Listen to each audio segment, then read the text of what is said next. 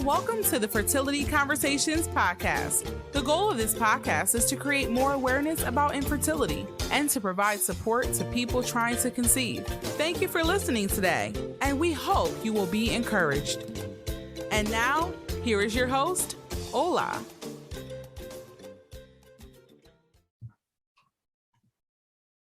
Welcome to another episode of Fertility Conversations. Today we are joined by a lovely guest, Ian Stones. Ian is a leading fertility expert, helping couples wishing to start a family, and is on a mission to improve the information and support available for men at all stages of fertility treatment. With over 15 years of experience working with couples trying to conceive, Ian is well aware of how broken the system is when it comes to supporting men. Alongside his one-on-one work with couples trying to conceive, Ian is also the co-director and founder of Test Him. Test Him's mission is to create positive change in the world of male factor infertility by providing guidance, education, comprehensive tests, and ongoing support for men. So welcome, Ian, and thank you so much for joining us on the show today. Thanks, Ola, and lovely introduction. Thank you very much. It's great to be here. Thanks for being here. So to start off, we usually say, tell us a little bit about yourself. Sure.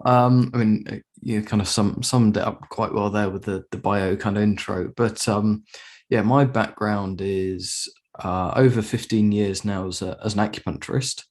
So I started my studies in 2007 to study in acupuncture, having had treatment myself and just found it absolutely fascinating.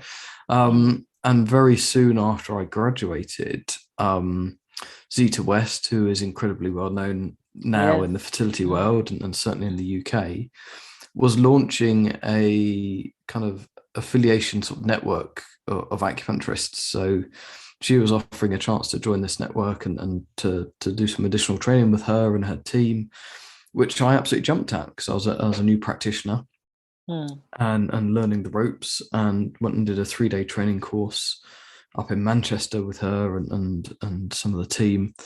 And I think I just happened to do that and catch that kind of wave of acupuncture being hugely supportive for fertility.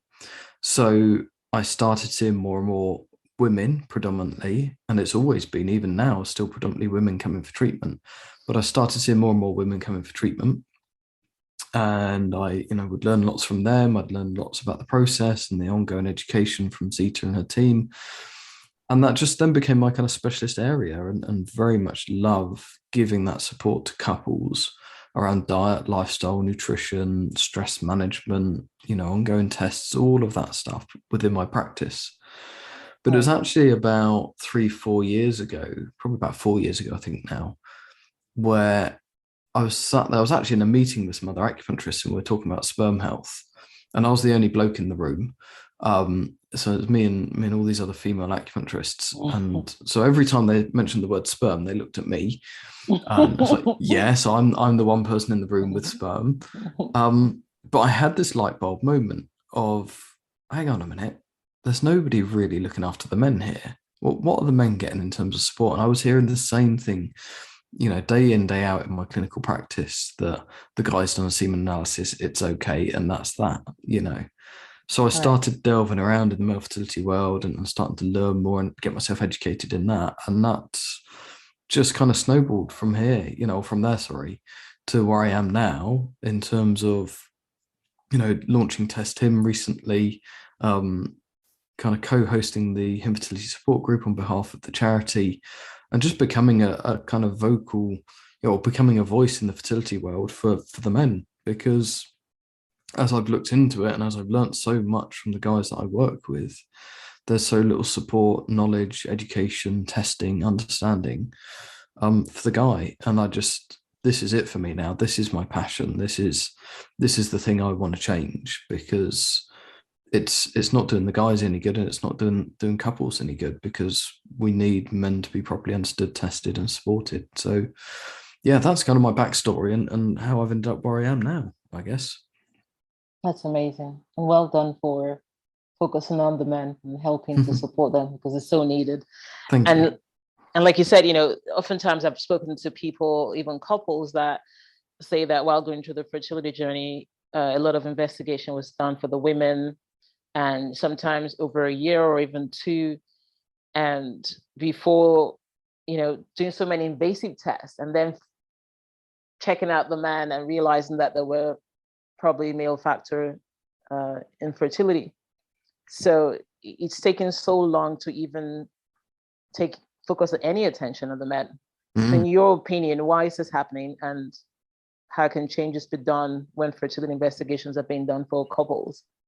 Yeah, good question. I think there's a lot of elements to that, isn't there, really? Why are we in this situation? And there's a lot of history there. And you're quite right. It's a very common pathway where a couple will go towards IVF after trying to conceive for a couple of years. They'll go into treatment. They may have 2 or 3 cycles. They may completely fail. They may fall pregnant, but then miscarry.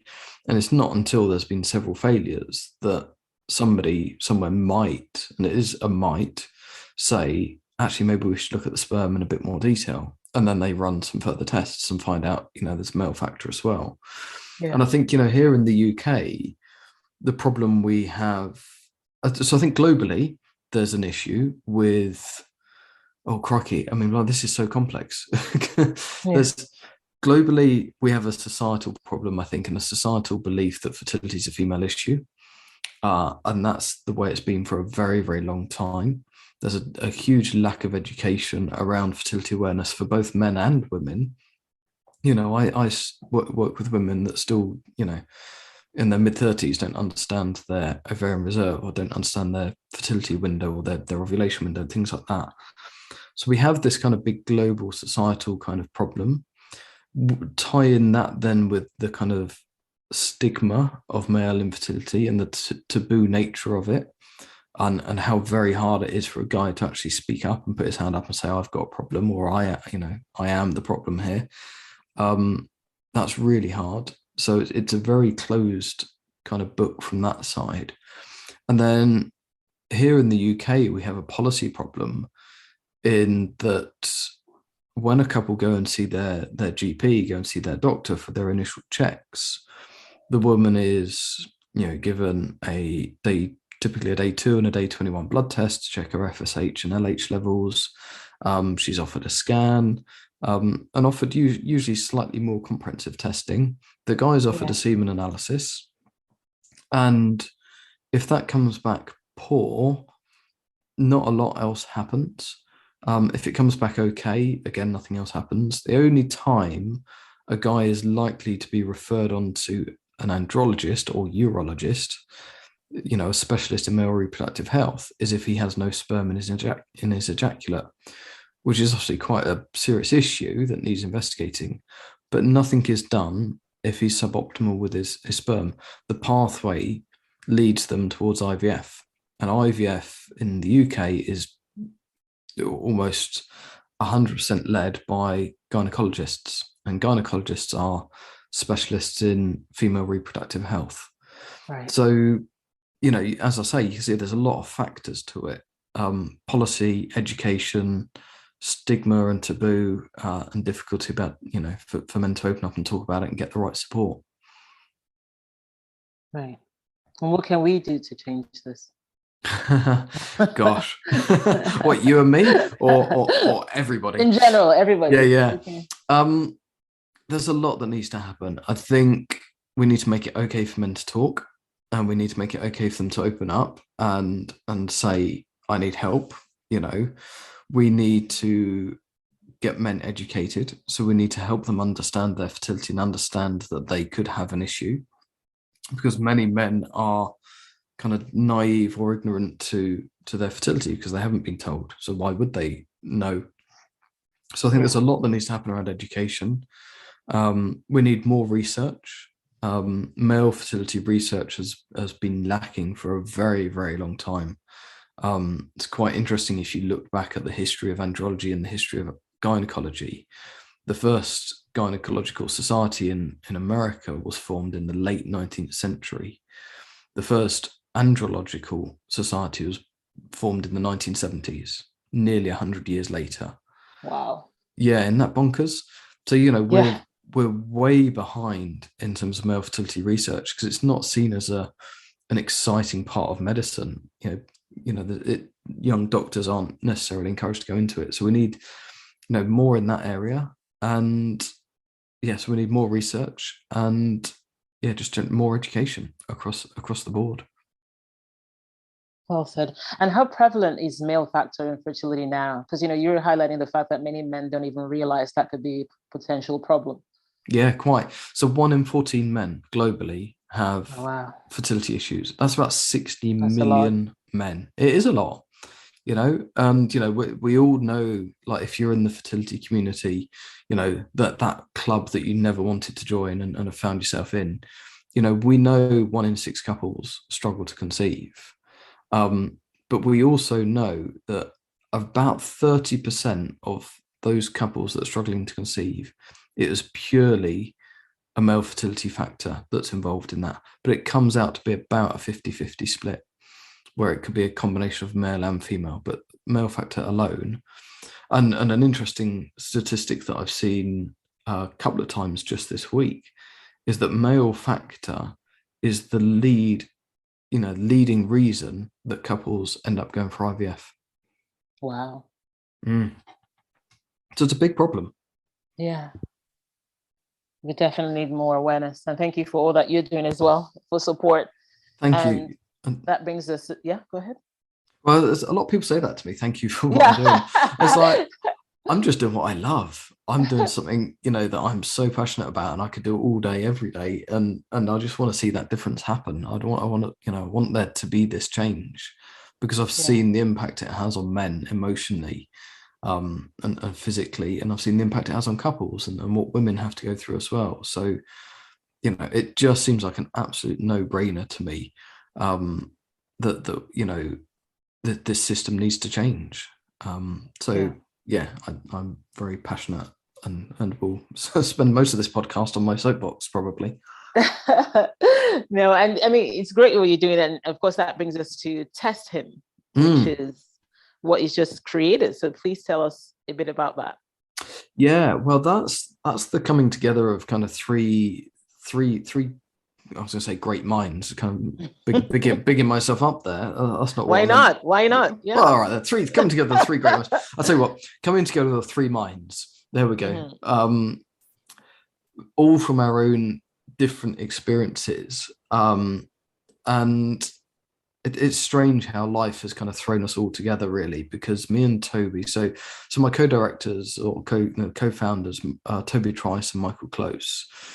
Me and Toby were thrown together to set up the support group for Fertility Network UK, which we launched in April 2020.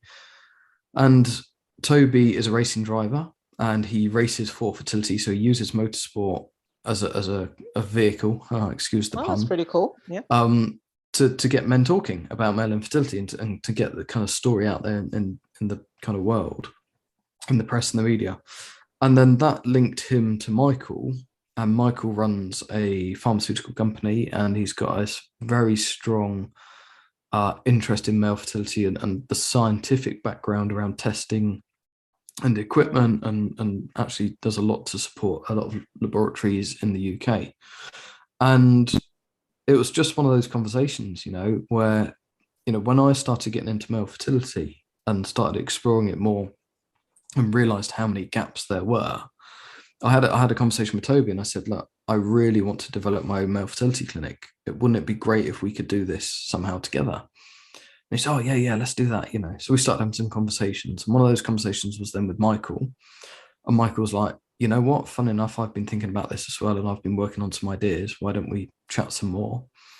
And that was just the summer last year, 2021. And here we are a year on, and we've got our brand, we've got our kind of message out there, and we've got a long way to go yet. But that was then the kind of inception and birth of Test Him. And, as you said with my intro, our mission is to kind of create positive change in the male fertility world. And a big part of that is education, it's awareness. We've partnered with Fertility Network UK, so it's making sure that there's that support element as well. So guys have got that kind of link into the support group. But it's also about making comprehensive tests available for men, easily available and affordable. So that's really what Test Him is. We're trying to bring everything together in one place for guys, so they can, fill out their questionnaire, they can order their tests, all their data and results go into one place. They can share that with a medical professional, and they can properly find out about their fertility. So it's really about filling that gap, that we know is there at the moment, because in the UK, the NHS provision, the treatment pathway for men, it's just non-existent. So that's what we're doing. That sounds amazing. And so for anyone listening, any guy listening right now or female listener wanting to pass on the information to their spouses or partners, how will they access Him, and what will they be able to do when they come online? So at this stage, like, us speaking today, at this point in time, we're still very early on in our offering. We launched at the Fertility Show in London, May 2022. Right. And basically, it's all built at the moment. It's all built around a questionnaire, and it's a completely free questionnaire. So that is free for any guy to use. So you just go to testhim.com and you click on there's a link halfway down the screen, take your free questionnaire, and off you go. You can complete the questionnaire for free. So that's going to be open to anybody globally. So, and it will always be free. And what a guy does is you have to create an account, because we want your data to be safe and protected. So you go in and then you complete the questionnaire. So we've got questions on your health habits. We've got questions on your general health. We've got some questions on your work. And there's more to come. We've got about 8 sections to go in total. We've got 4 on there at the moment. But what will happen is, as you complete that questionnaire, it will then automatically populate certain health recommendations based on your answers. So, if we get a guy, say he is, I don't know, his work is that he's mainly sedentary, that it involves a lot of heat or something, or he says he's a chef and it involves a lot of heat, that's going to create a red flag for us. You'll then get a health recommendation saying heat, we know heat is bad for sperm health. Consider getting this test to find out. Consider getting a DNA fragmentation test, or consider getting an oxidative stress test. So it'll also then highlight what tests to consider. Right. But at the moment, like I said, it's just the questionnaire. We're still developing.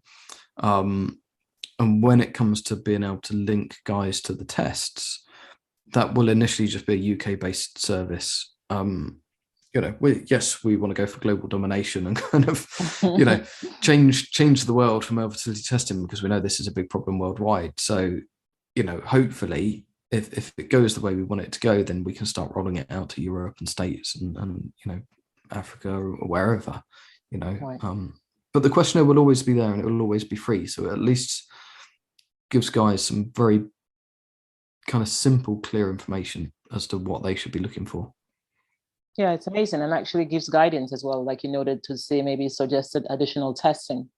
Yeah, and it's all based on scientific evidence. It's not, we haven't just kind of plucked facts off the internet and thought, oh, actually, cycling is bad for you or whatever. We have a professor of andrology who's working very closely with Michael, one of the co-directors, and Michael's a bioscientist or pharmacist, or he's got scientific background and knowledge. So what we've done is we've pulled research together and we've said, okay, is there research to show that heat affects sperm quality? Yes, there is. Okay, so then we that's how we've then weighted the questions, so you kind of get an overall score at the end. Okay, that's great. And you mentioned DNA fragmentation again, so I wanted to talk about that a little bit. And often here, sometimes people say that they were advised as an essential test based on the sperm analysis. Can you share some information about how helpful sperm DNA fragmentation tests might be? Is it something that everyone should take, or? It's a good question, that one, and it's seems to still be a bit of a controversial kind of topic, DNA fragmentation, Right.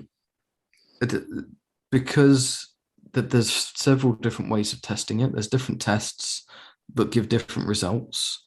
So how do you kind of compare?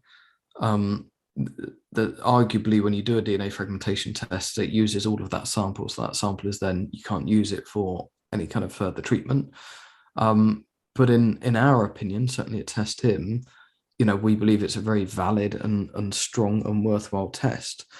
But actually, that it's taken in the context of many other elements. If you do a DNA fragmentation test on its own, it's not going to tell you a great deal. Well, it is, but it's going to kind of probably raise more questions than answers. So, what we're thinking about at Test Him is actually a comprehensive analysis. So you do the questionnaire, which will look at lifestyle, health habits, work practices. It'll look at medication. It will assess all of that and identify the risk factors from that side of things. It then may recommend certain tests, and it may be an oxidative stress test, a semen analysis, a hormone blood profile, an infection screen, and a DNA fragmentation test. Now, if you do all of those, then you're going to get a much more comprehensive picture of your fertility and your ability to conceive than just doing a DNA fragmentation test on its own.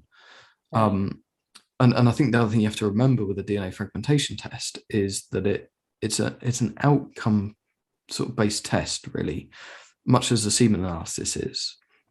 So if you do a semen analysis and it comes back poor, or you do a DNA fragmentation test and it comes back with high levels of fragmentation, both of those are saying there's something else going on here that needs to be investigated, which is why you need to do these other tests and a lifestyle kind of comprehensive assessment, so that you've got all the factors so you can suss out where you need to focus your efforts.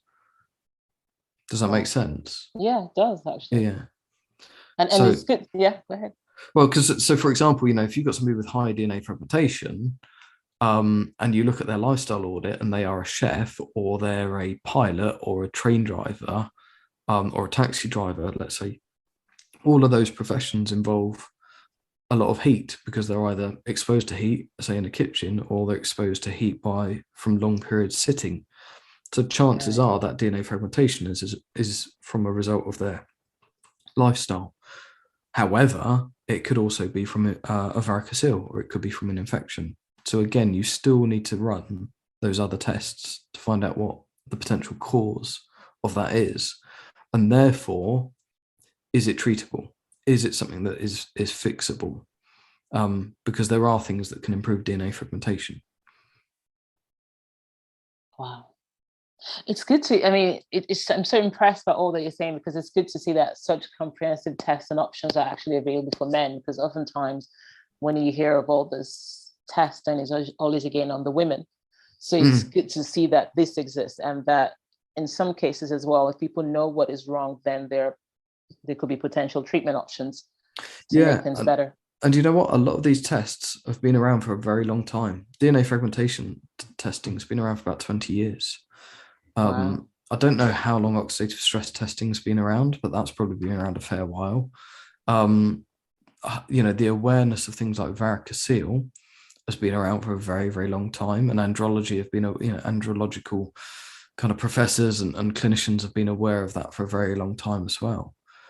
So, these tests aren't all necessarily new tests coming to the market. It's not like all of a sudden they've just popped up out of nowhere.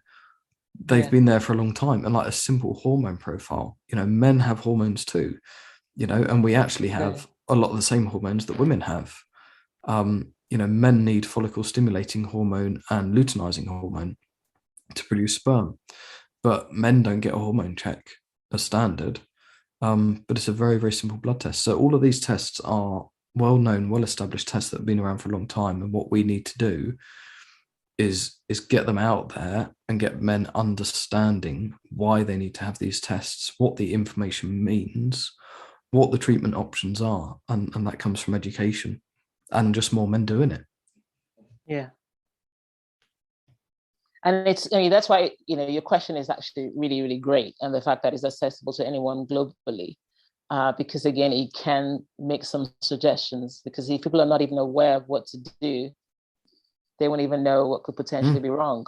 Yeah, it's phenomenal how many guys, we've spoken to between the three of us, at Test Him, or through the support group, the number of guys that we've spoken to that are like, oh, I've never heard of that. Where do I go and get that done? And at the fertility show, that we were both at, May, we had a presence with Test Him there, and I had one conversation with a young couple, really lovely young couple. And I stood there and chatted to them for 10 minutes. There was definite male factor going on. They were aware of that. And at the end of a 10-minute conversation, they said to me, we've learnt more from chatting to you for 10 minutes than we have from our ICSI cycle that we had 3 months ago. Wow. Yeah. It's like, Christ, it's just like just spending a bit of time talking to people and educating the guys is so valuable. Yeah. And that's what we need, right? To make these changes globally, to even let you know that male factor exists. Yeah, and that's a big challenge, isn't it? Globally. So, there's probably some great quote that I could come up with. I just can't think of it right now.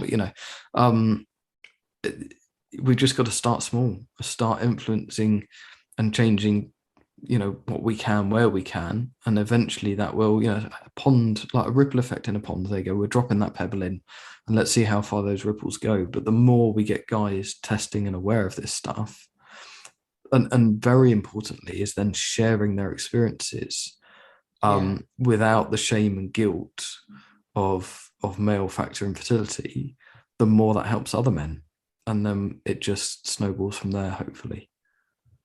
Definitely.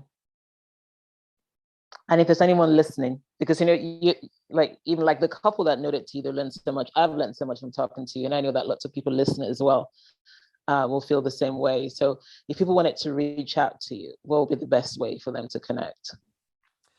So obviously, can we give us a follow on Instagram, Test Him Ltd.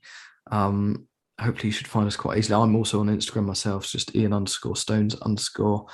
Check out the Test Him website. We've got a contact form on there, so that will come into our general inbox that, obviously we all three of us keep an eye on. Direct message us through Instagram, whatever way you can find us on social media or online. We're just three blokes on a mission with a passion and happy to help wherever we can. I had a lady actually message on Instagram this week asking me a question about morphology. And in the end, I just, because we had a couple of messages to and fro on Instagram, and in the end I said, look, can I just call you? 10-minute conversation on the phone, helped her out, and pointed her in the right direction. So yeah, we're happy to help wherever we can. Wonderful. And in general, like, what do you wish more people knew about male factor infertility? Because again, people are saying that it's increasing globally. So, sorry, what was the question? What do you wish others knew about male factor infertility? Others that people are in general. In general, like the general population. Yes, general population. I think, my wish would be that everybody knew about their fertility, that everybody knew, this is for men and women, so that, I wish that women properly understood their menstrual cycle, their menstrual health, their fertility health, so that they understood how, ovarian reserve declines over age and how their lifestyle impacts that. And that, putting off having children to 35, 36 years old is going to possibly make it more complicated. Not always, but could do.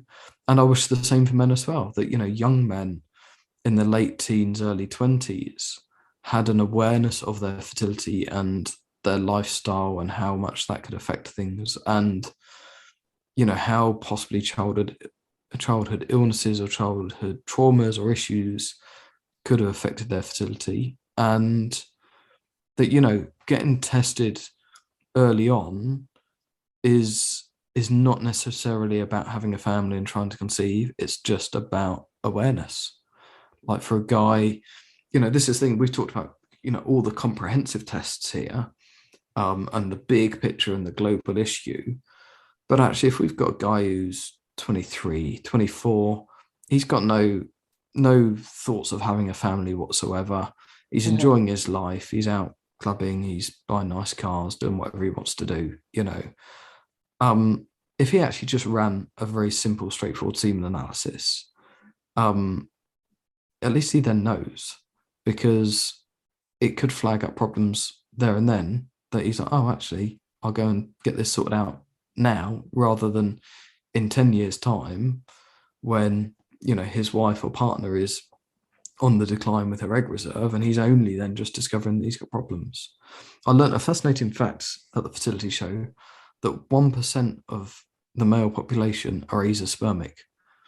Wow. So 1 in 100 men have no sperm in their ejaculate, which That's a lot. is it is quite a lot, really, isn't it, when you extrapolate that across the globe.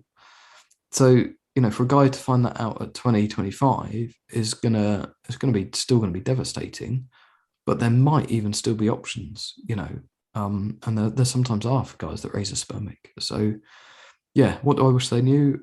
Just more about their fertility, and more about it a lot earlier. So should we be having these conversations in high school then? Yes, definitely. Yeah, right now our mission with Test Him is get men that are trying to conceive tested properly, thoroughly, comprehensively, and supported, emotionally. I think, once we've got that kind of plane up and flying and running and on autopilot, then we can go back and, or alongside that, go back and do some education work as well. And interestingly, I don't know if you've ever picked up, I did a trek to Everest Base Camp in March this year. To raise money for the charity for Fertility Network UK and raise awareness of male infertility. One of the guys on that trip that came with me from the support group was actually a teacher, and he got up in front of his sixth form students about a month before we went on the trek, and actually talked about male fertility, and he talked about his fertility issues, and he got an amazing response from these kind of 17-year-old lads. Some of them coming up. Yeah, really. I was so touched when I heard his story. And he's actually gone on to have his own children, and his son actually was going into school whilst we were on the trek. Whilst we were on our way up to Everest Base Camp, his son was going into school talking about his dad climbing Everest Base Camp because his dad had sperm issues or something like that, or his dad, had trouble making babies. And I was like, that was like a little 6-year-old boy. It's like, yeah, come on, we can do this. Yes, that's what we need. Normalizing the conversations and making it okay. Yeah, exactly. Oh, the number of times sperm gets discussed around my dinner table at home, it's just, it's just bonkers. But it's normal. It's very normal in our household. But that's just the nature of my interests. That's what we need. Yeah. Any final words, Ian, that you'd like to share about Test Him? As much support as possible from the community, I think, is really appreciated. Just spreading the word, because that helps us on our mission. It helps us help more men. So please do share us far and wide. And I think, final word is to the men is, one is to get tested. Don't put your head in the sand. If there is a problem, it's better to find out about it, because actually there's a lot of things that can be done for male factor infertility. To get tested. And the other thing is kind of speak up, actually. The number of guys that have joined our support group and spoken for the first time, and then have had the weight of the world lifted off their shoulders because they've suddenly shared their story. It's so powerful. So yeah, I think that would have to be my closing words to the guys out there. Thank you so much, Ian. It has been amazing having you on here. So informative. My pleasure. Enlightening us all about testing male factor infertility, and just the importance of being aware, being educated, and knowing the options that exist and the testing to do. It has been really, really amazing having you on here. So thank you so much for coming on here and for all that you're doing.